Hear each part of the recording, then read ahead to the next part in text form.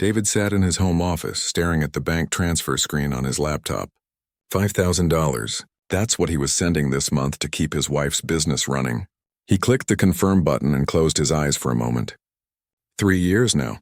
3 years of watching money flow out while he worked 12-hour days writing code for a tech company downtown.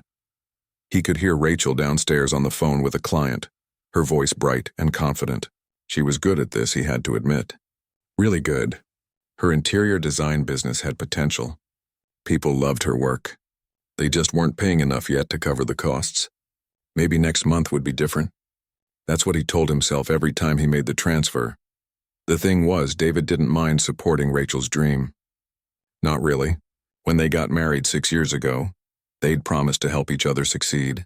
She'd supported him through grad school, working 2 jobs so he could focus on his degree. Now it was his turn. That part felt right. What bothered him was something else entirely.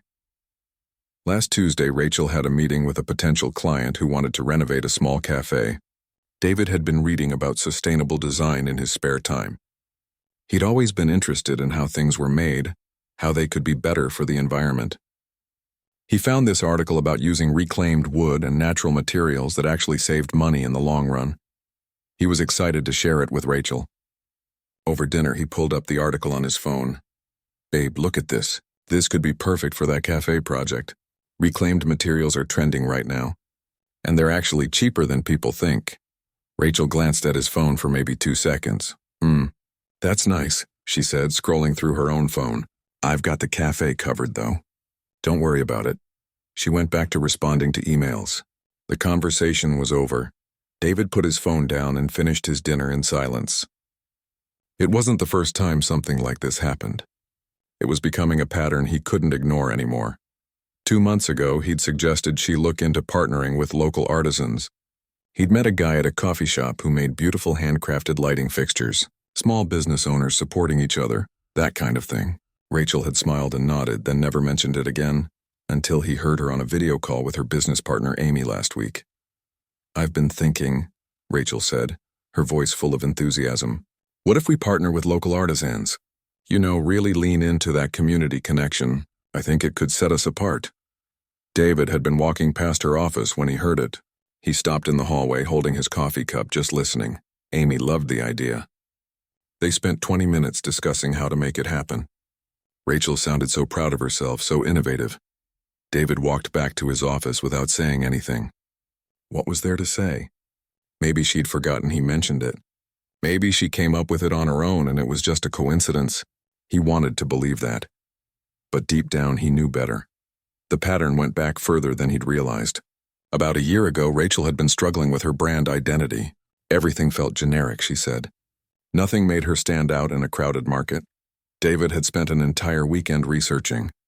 He found that eco-friendly design was exploding in popularity, especially with younger clients. He'd put together a whole presentation for her, showing her examples, potential suppliers, cost comparisons. He thought she'd be excited. "That's really sweet," Rachel had said, barely looking at his carefully prepared slides. "But I need to figure out my own voice, I can't just copy what everyone else is doing." He'd felt stupid for even trying, like he'd overstepped somehow. 3 months later, Rachel rebranded her entire business around eco-friendly, sustainable design. It became her signature approach. The thing that made clients choose her over competitors. Her website now said, "Rachel Morrison Designs, where sustainability meets style." When he'd asked her about the rebrand, she'd talked about her vision, her research, her instincts as a designer. She never once mentioned their conversation. David started to wonder if he was going crazy. Was he remembering things wrong? Was he being too sensitive? Then came the networking event last month. Rachel had invited him along, which was rare. Usually these were work things and he stayed home. But this time she wanted him there, probably because it was a fancy event with potential high-end clients.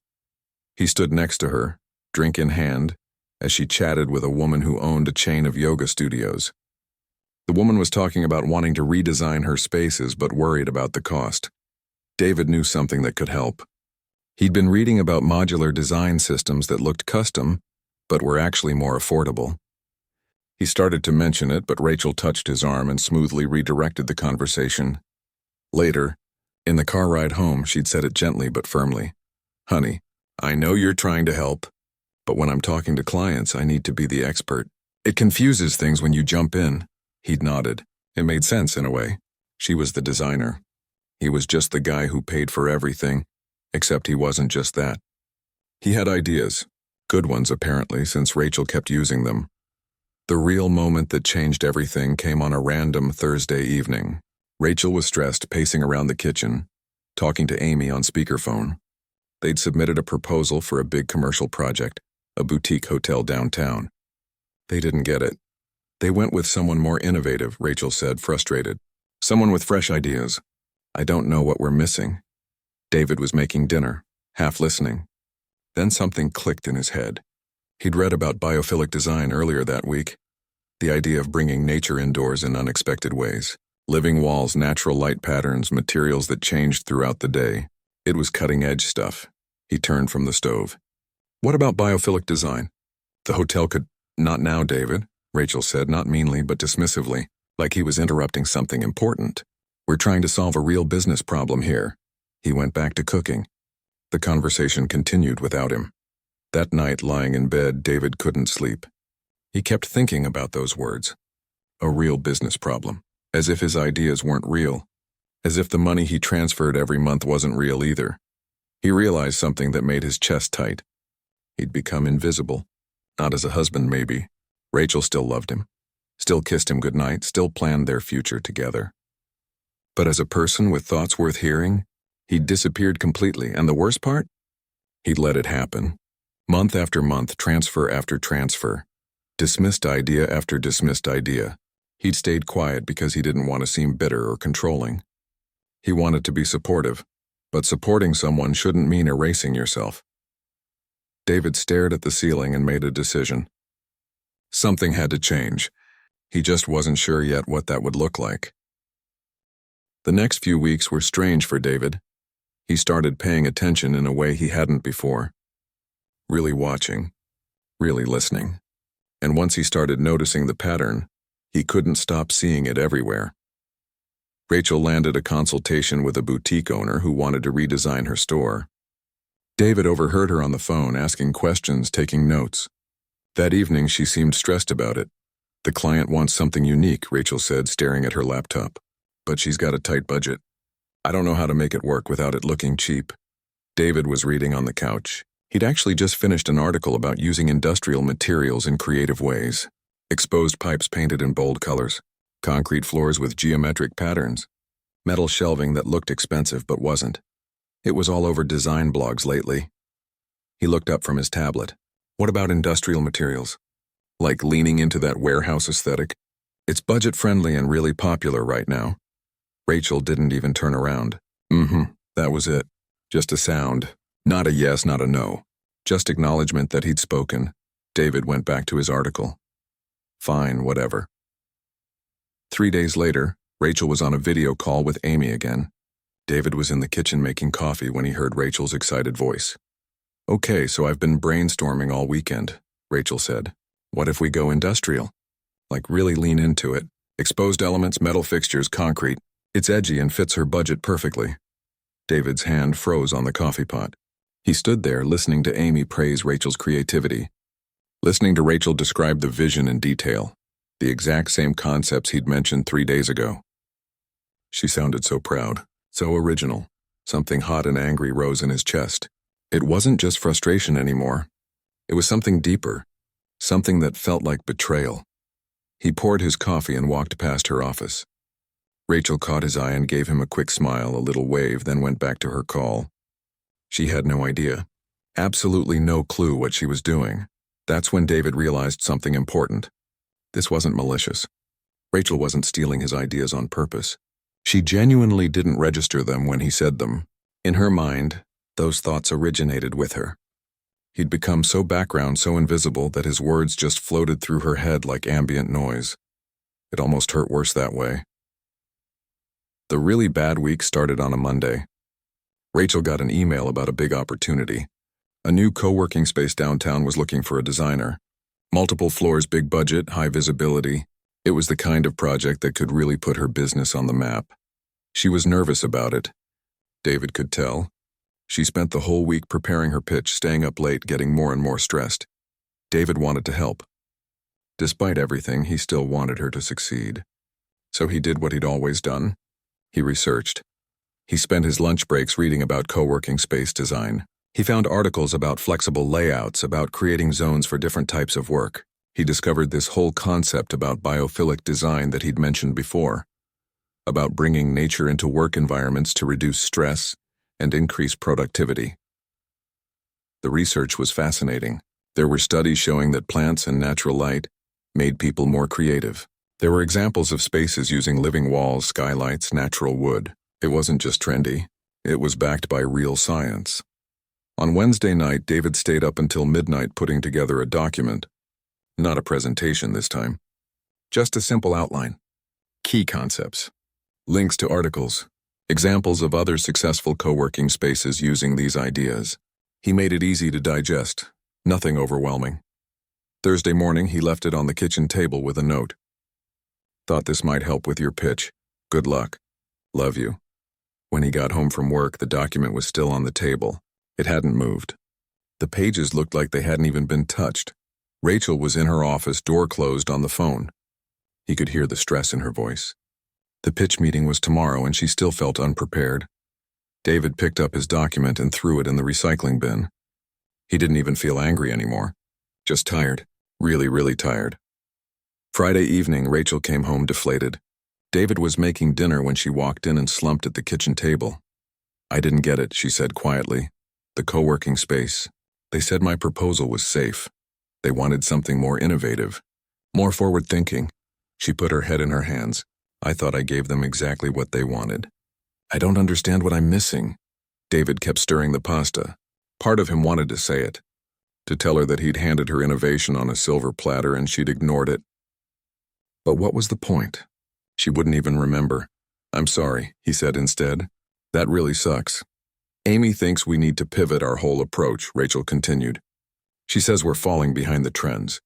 But I feel like I'm trying everything and nothing works. The irony was almost funny. Almost. That weekend, David made a decision. He wasn't going to suggest anything anymore. No more articles, no more ideas, no more trying to help. He was done volunteering his thoughts just to watch them bounce off Rachel like she was wearing armor. If she wanted his help, she could ask for it. Directly. Like he was a real person whose opinion mattered, but he did something else too. He started documenting everything. Not because he was planning anything specific, just because he needed proof that he wasn't crazy, that this was really happening. He created a simple spreadsheet. Date, idea shared, Rachel's response, outcome. He didn't show it to anyone. It was just for him. The entries started piling up faster than he expected. 2 weeks after the co-working space rejection, Rachel got another opportunity. A friend of a friend needed help with a restaurant redesign. Small place, but the owner was connected and it could lead to referrals. At Sunday brunch, Rachel mentioned she was meeting the owner on Tuesday. Any ideas yet? Her friend Lisa asked. Still brainstorming, Rachel said. I need something that feels fresh but won't blow his budget. David said nothing. He ate his pancakes and stayed quiet. Lisa looked at him, probably expecting him to chime in like he usually did. He just smiled and changed the subject. Monday night, Rachel was pacing again. The meeting was tomorrow and she felt unprepared. David was reading in bed when she came in. Do you think a restaurant should feel cozy or modern? She asked. Depends on the restaurant, he said, not looking up from his book. That's not helpful, David. He glanced at her. She looked genuinely frustrated, stressed. For a second, he almost caved, almost offered to help. Then he remembered the document in the recycling bin, the hundreds of dismissed suggestions, the ideas she'd used without ever acknowledging where they came from. I'm sure you'll figure it out, he said. You always do. Something in his tone made Rachel pause. She tilted her head, studying him. Are you okay? I'm fine. Just tired. She stood there for another moment, like she was waiting for him to say more. When he didn't, she left the room. David closed his book and stared at the ceiling. The silence felt different now. It wasn't peaceful. It was full of things unsaid, things building up, a pressure that had to release eventually. He just didn't know how much longer he could hold it in. The next morning, he transferred another $5,000 to Rachel's business account. As he clicked confirm, he thought about something. In 3 years, he'd invested over $180,000 into this business. $180,000. And she treated him like he didn't understand design. Something had to give. David didn't know what yet, but he knew it was coming. David spent 2 weeks preparing for a conversation he'd been avoiding for 3 years. He didn't want to be dramatic about it. He just wanted Rachel to understand what had been happening. What was still happening. He pulled together everything. The bank transfers. The spreadsheet with his dismissed ideas. Screenshots of Rachel's social media posts where she talked about innovations that came directly from their conversations. He even found text messages where he'd suggested things months before she claimed them as her own. Looking at it all together made him feel sick. Not angry anymore, just sad. How had they gotten here? On a Thursday evening, David sent Rachel a calendar invite. Business meeting, Friday, 7 p.m. He marked it as important. He even included a formal agenda. Discussion of financial investment and business partnership. Rachel appeared in his office doorway that night, phone in hand, looking confused. "What's this meeting about?" She asked. "Exactly what it says. We need to talk about the business." "Okay, but why so formal? We can just talk now." David shook his head. "Tomorrow, 7 p.m. I need you to take this seriously, Rachel." Something in his voice made her stop. She studied his face for a long moment. "Are you mad at me? We'll talk tomorrow." She left looking worried. Good. Maybe she'd actually show up ready to listen. Friday dragged on forever. David couldn't focus at work. He kept rehearsing what he wanted to say. He didn't want to attack her. He didn't want to make her defensive. He just wanted her to see what he saw. At 6:30, he set up the dining room table like a real meeting. Printed documents. His laptop opened to the spreadsheet. 2 glasses of water. He even made sure his phone was off. Rachel came downstairs at 7 wearing jeans and a sweater, hair in a messy bun. She looked casual, relaxed. Like this was just another evening chat. "So what's going on?" she said, sitting down. "Is this about money? Because I know this month was tight, but I have 2 clients about to sign and—" "Rachel." David's voice was calm but firm. "I need you to listen. Really listen. For the next hour, I just need you to hear what I'm saying." "Can you do that?" Her face changed. She nodded slowly. David slid the first document across the table. It was a simple printout, a list of every transfer he'd made to her business. The dates, the amounts, the running total at the bottom. Rachel looked at it. Her eyes went to that total. $187,000. "I know how much you've invested," she said quietly. "I'm grateful, David, you know I am. Do you, though?" He wasn't being mean. He genuinely wanted to know, because I'm not sure you think about it as an investment. I think you see it as support, like I'm just being a good husband. You are being a good husband, that's not the same thing. He pulled out the second document, the spreadsheet. This is every idea I've shared with you over the past year. Every suggestion, every article I sent, every conversation where I tried to help. Rachel leaned forward, scanning the list. David watched her face as she read. Confusion first, then recognition, then something that looked like discomfort. "I don't understand," she said. "What is this supposed to prove?" "Look at the third column. That's what you said when I suggested each idea. Most of them are variations of 'that's nice' or 'not now' or just silence." "Okay, but now look at the fourth column. That's when you use the same idea. Sometimes weeks later, sometimes days. But you use them, Rachel. Almost all of them." She was quiet now, really looking at the document. He could see her mind working, trying to remember, trying to understand. "The industrial materials for the boutique. That was your idea," David said. "I mentioned it 3 days before you pitched it to Amy. The local artisan partnerships. I introduced you to a craftsman at a coffee shop 2 months before you told Amy you'd been thinking about it." "I don't remember it that way," Rachel said softly. "I know you don't. That's the problem." He opened his laptop and turned it toward her. On the screen was a timeline. On one side, his suggestions with dates. On the other side, her social media posts and client pitches using those exact concepts. The connections were impossible to ignore. Rachel stared at the screen. Her face had gone pale. "The eco-friendly rebrand," David continued. "I spent a whole weekend putting together research for you. You said you needed to find your own voice. 3 months later, sustainability became your entire brand identity. That's not fair, Rachel said, and now there was defensiveness creeping into her voice. I did my own research. I developed that brand myself. Did you, though? Or did the idea plant itself in your head during our conversation and you forgot where it came from? You're making it sound like I stole from you. I don't think you stole anything. I think you don't hear me when I talk. I think I've become so much background noise that my words just pass through you, and then later you think they're your own thoughts. Rachel stood up, pacing now. This is crazy. You're overthinking this. Couples share ideas all the time. That's exactly what I want, David said. To share ideas. But sharing means both people are part of the conversation. It means you acknowledge where ideas come from. It means treating your partner like they have something valuable to contribute.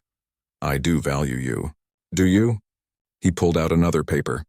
His printed bank statement with transfers highlighted. Because you value my money. That's clear. But do you value my mind? My creativity? My insights? Rachel stopped pacing. She looked hurt. That's not fair, David. I love you. I appreciate everything you do. I'm not asking you to appreciate me as a husband. I'm asking you to respect me as a partner in this business. Because that's what I am, Rachel. I've invested almost $200,000. I've contributed ideas that you've built your brand on. But I'm invisible. I don't exist on your website. Clients don't know I exist. Hell, half the time you don't seem to know I exist. The room went very quiet. Rachel sat back down slowly. She looked at the documents spread across the table. At the spreadsheet. At the timeline on the screen. The co-working space pitch, David said, his voice softer now. Remember when you lost that contract? They said you weren't innovative enough? Rachel nodded, looking down at her hands. I left you a document that morning. Research on biophilic design. Studies about productivity and natural elements. Examples of cutting-edge co-working spaces. I left it on this table with a note saying it might help. I don't remember that. I know. That's exactly my point. You were so stressed, so focused on doing it yourself that you didn't even see it. It went straight in the recycling. Rachel's eyes filled with tears. I didn't mean to ignore you. I know you didn't. That's what makes this so hard. You're not trying to hurt me. You're not being malicious. You genuinely don't realize you're doing it. So what are you saying? Rachel's voice cracked. Are you done? Do you want out of the business? David leaned back in his chair. That was the question, wasn't it? What did he actually want? I want you to see me, he said finally. I want you to hear me when I talk. I want to be treated like a real partner, not just a bank account, not just the supportive husband who keeps quiet while you do the real work. You are a real partner. Then prove it. Tell me right now what I suggested last week about the restaurant project. Rachel opened her mouth, then closed it. She couldn't remember. David could see her trying, searching her memory, coming up empty. You asked if it should be cozy or modern, he said. And I said it depends on the restaurant. You said that wasn't helpful, but you never asked me to elaborate. You never asked what I thought would work. You just got frustrated that I didn't immediately solve your problem and you walked away. I was stressed. You're always stressed, and I'm always here trying to help and you're always too busy to listen. Rachel put her face in her hands. For a long moment, neither of them spoke. David let the silence sit there. Let it be heavy and uncomfortable. This needed to be uncomfortable. When Rachel finally looked up, her eyes were red but clear. I didn't see it, she whispered. I really didn't see what I was doing. I know. You must hate me right now. I don't hate you. I'm just exhausted. I'm tired of being invisible in something I'm funding. I'm tired of watching you succeed with ideas you don't realize came from us, not just you. Rachel looked at all the documents again. The evidence of 3 years of dismissal laid out like evidence in a trial. What do we do now? She asked. David had thought about this. He'd thought about it a lot. That depends on you, he said. This can't keep going the way it has been.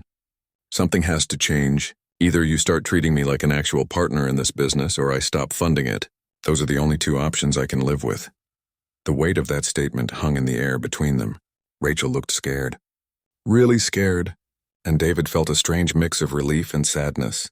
The truth was finally out there. What happened next was up to her. The next 3 days were the quietest their house had ever been. Not the comfortable silence of 2 people who understood each other. The heavy kind. The kind that pressed down on everything. Rachel stayed in her office most of the time. David could hear her on calls, but her voice sounded different, uncertain, like she'd lost confidence in herself overnight. He went to work, came home, made dinner. They ate together but barely spoke. Every time Rachel opened her mouth like she wanted to say something, she'd close it again. David didn't push. She needed time to think. They both did. On Sunday morning, David woke up to find Rachel's side of the bed empty. He checked the time. 6:30. She was never up this early on weekends. He found her in the kitchen, laptop open, papers scattered everywhere. She looked like she hadn't slept. Her coffee cup was empty, but her eyes were wide and alert. "How long have you been up?" he asked. "Couple hours. Maybe 3. She looked at him and he saw something different in her expression. Not defensiveness, not confusion, something closer to determination. "I need to show you something." David poured himself coffee and sat down across from her. He braced himself for excuses or explanations. But that's not what came. Rachel turned her laptop toward him. On the screen was a document. Not fancy, just a simple Google Doc, but it was filled with writing. "I stayed up making a list," she said. "Every project I've done in the past 3 years. Every single one, and then I tried to remember honestly where the core ideas came from." David looked at the screen. There were dozens of entries. Client names, project descriptions, and next to each one, notes in a different color. "The blue text is me trying to trace back my thinking," Rachel explained. "And the red text is where I realized you were involved." There was a lot of red text. David scrolled slowly. The cafe with reclaimed wood. The boutique with industrial materials. The office space with modular furniture. The restaurant with the open kitchen concept. Project after project marked in red. "I didn't remember half of these conversations," Rachel said, her voice small. "I had to go back through old texts and emails to jog my memory." "But you were there, David. You were there for almost all of them." She pulled the laptop back and opened another document. "Then I made this. It's a timeline of every time you suggested something, and every time I dismissed it or ignored it. I used your spreadsheet as a starting point, but I added more. Things I found in our text history. Voice memos where you can hear me cutting you off." She looked down at her hands. "It's worse than you showed me." So much worse, David didn't know what to say. He'd expected defensiveness, maybe anger, not this. Not her doing the hard work of actually seeing it. "There's this moment I keep thinking about," Rachel continued. "It was probably a year ago. We were at that networking event, remember?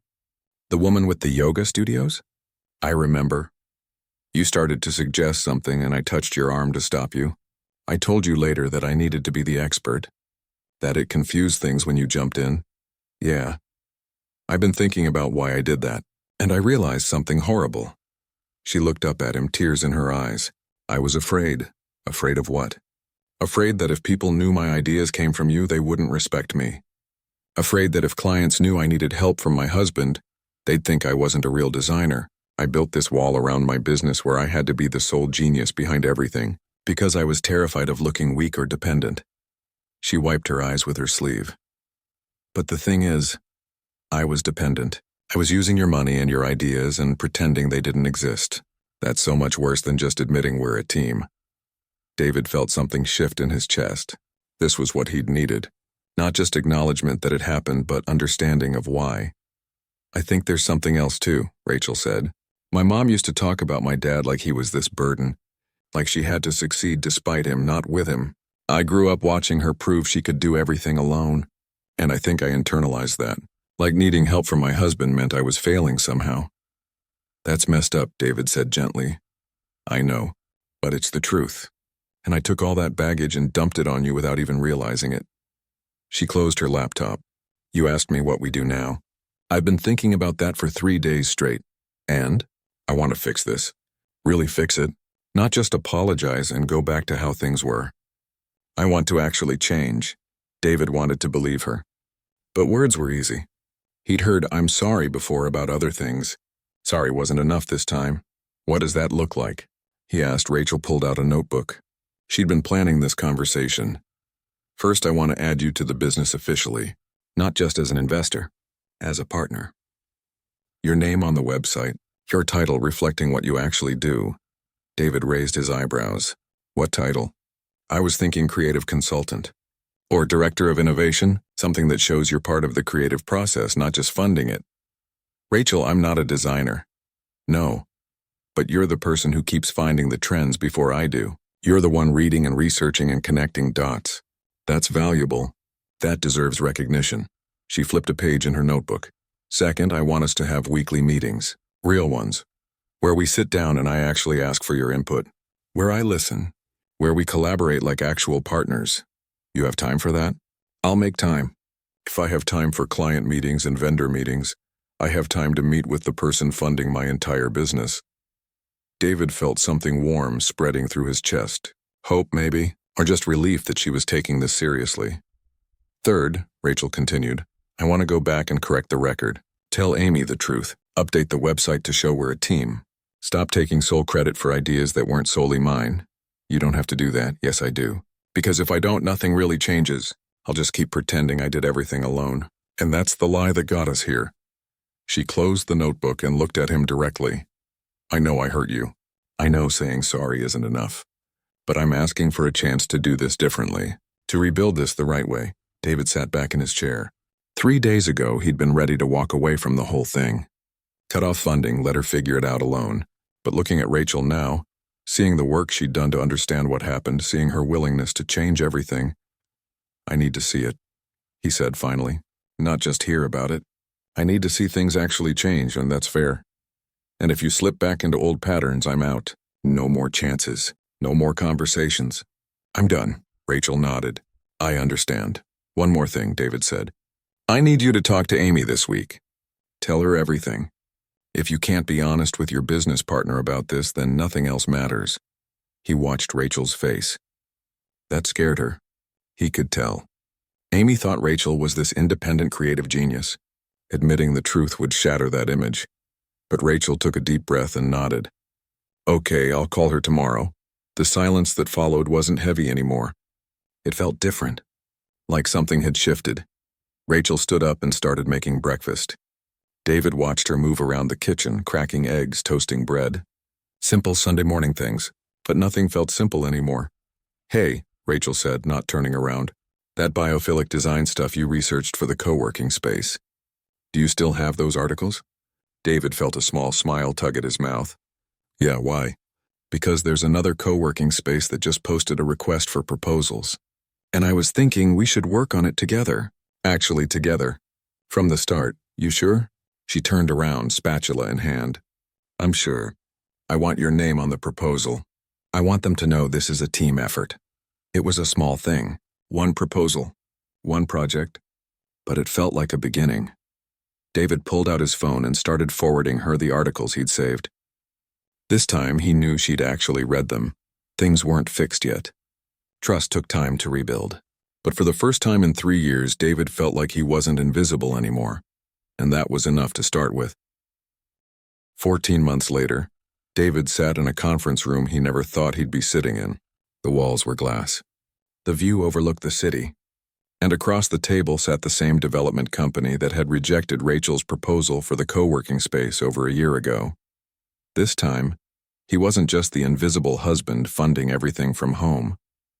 This time his name was on the proposal, right next to Rachel's. So walk us through your sustainability approach, the lead developer said, looking between them. Rachel glanced at David. Not nervously, just naturally. Like they'd planned. David's been researching biophilic design for about 2 years now, she said. He's the one who keeps us ahead of trends. David, you want to explain the concept? A year ago, David would have frozen.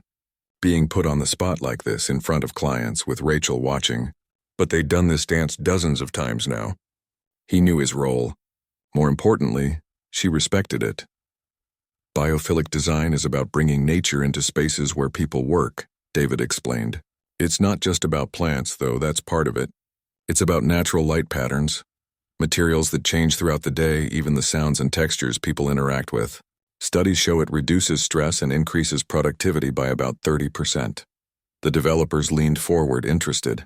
David pulled up the presentation on his tablet, showing examples, data, case studies. Rachel jumped in with the design specifics, how they'd implement it practically. They moved together like a real team. Each person covering what they did best. When the meeting ended an hour later, they walked out knowing they'd nailed it.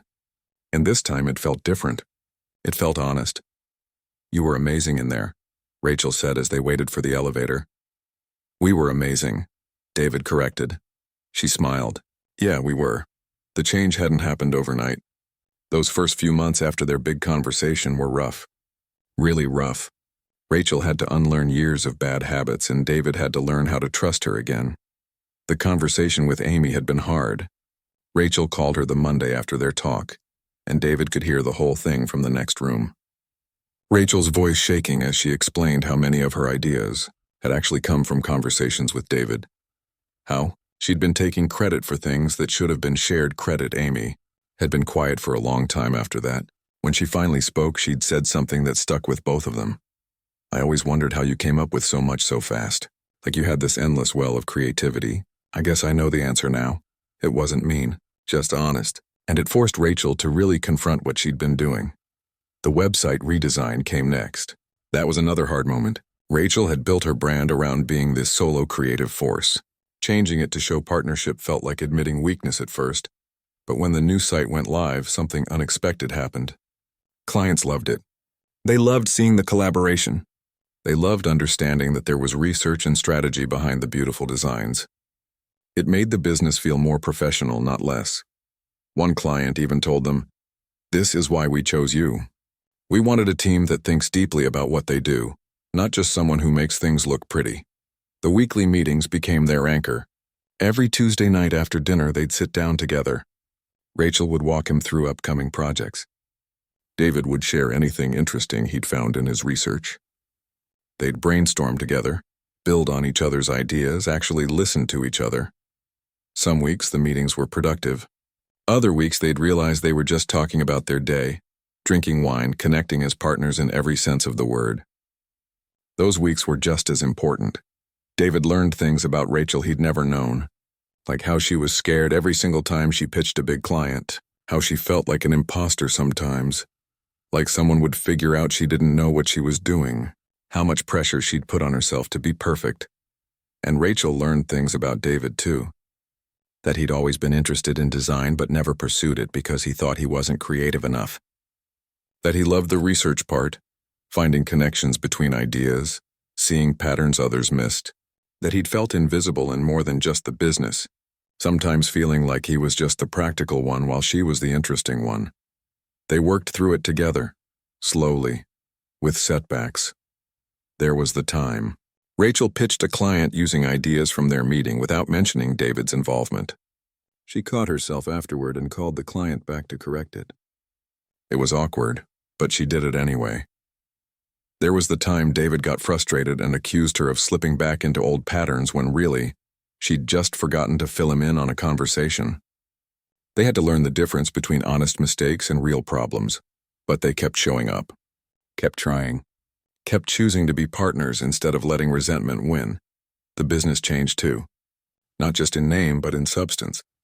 They started winning bigger projects, clients who wanted depth and innovation, not just pretty spaces, the kind of work that challenged them both. And something funny happened with the money.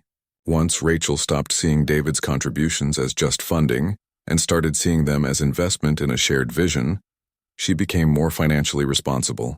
She planned better, wasted less, made smarter decisions about what was worth spending on. The monthly transfers got smaller, not because David was pulling back, but because the business was finally sustaining itself. Some months, Rachel even turned down his offer to transfer money. "We're good this month," she'd say, and he could hear the pride in her voice. Pride in what they'd built together. 6 months ago, they brought on their first employee, a junior designer who Rachel was mentoring. During the interview, the young woman asked Rachel what made their firm different. Rachel had looked at David before answering. "We believe good design comes from collaboration, from bringing different perspectives together. My husband David handles our research and innovation strategy. I handle the creative execution. Together we're stronger than either of us would be alone." David had felt his throat tighten hearing that. Not just the words, but the ease with which she said them. Like it was the most natural thing in the world. Now, sitting in the car after the big meeting, Rachel pulled up the company social media on her phone. "I'm going to post about the pitch," she said. "How should I word it?" The old Rachel would have just posted. The new Rachel asked. "Something about teamwork," David suggested. "About how the best projects come from combining research with creative vision." Rachel typed for a moment, then showed him the draft. "How's this?" He read it. She'd credited both of them, talked about their collaborative process, even mentioned how having different strengths made them better. "It was perfect, post it," he said. She did. Within minutes, comments started rolling in. Other designers asking about their process. Clients saying this was why they loved working with them. Even Amy commented with a supportive message. That evening, they went out to dinner to celebrate. A nice place downtown. The kind they used to save for special occasions. Now they could afford it without stress. Over dessert, Rachel reached across the table and took David's hand. "Thank you," she said. "For what?" "For not giving up on us, on me. You could have walked away. Probably should have, honestly. But you stayed and fought for this partnership instead." David squeezed her hand. "You did the hard work. You're the one who changed. We both changed. That's the point, right? That's what partnership means," he smiled. She was right. He'd changed too. Learned to speak up instead of staying quiet. Learned to value his own contributions instead of waiting for someone else to validate them. Learned that being supportive didn't mean being invisible. A few days later, they got the call. The development company chose them for the project. It was the biggest contract they'd ever landed. The kind that would put their business on a completely different level. When Rachel hung up the phone, she didn't immediately call Amy or post on social media or start planning the project. She walked into David's office where he was working on some code for his day job, and she just stood there grinning. "We got it," she said. Yeah, David stood up and hugged her. They stayed like that for a long moment, just holding each other, feeling the weight and joy of what they'd built together. "You know what this means?" Rachel said, pulling back to look at him. "What?" "Means we're really doing this, both of us. As actual partners," David smiled. "Took us long enough to figure it out. Better late than never." That night, they worked together on the project kickoff plan. Not Rachel working while David watched. Not David offering ideas that Rachel ignored. Just two people side by side, building something bigger than either of them could create alone. And for the first time in their marriage, David felt like he wasn't just funding Rachel's dream. He was living his own dream too, just in a different form than he'd expected. Sometimes the best partnerships aren't the ones that start perfectly. They're the ones where people choose to see each other, hear each other, and grow together. Even when it's hard. Especially when it's hard. David looked at Rachel, focused on her laptop, occasionally asking his opinion, genuinely listening when he spoke. And he thought about how close they'd come to losing this. How easy it would have been to just keep transferring money and staying quiet and disappearing bit by bit.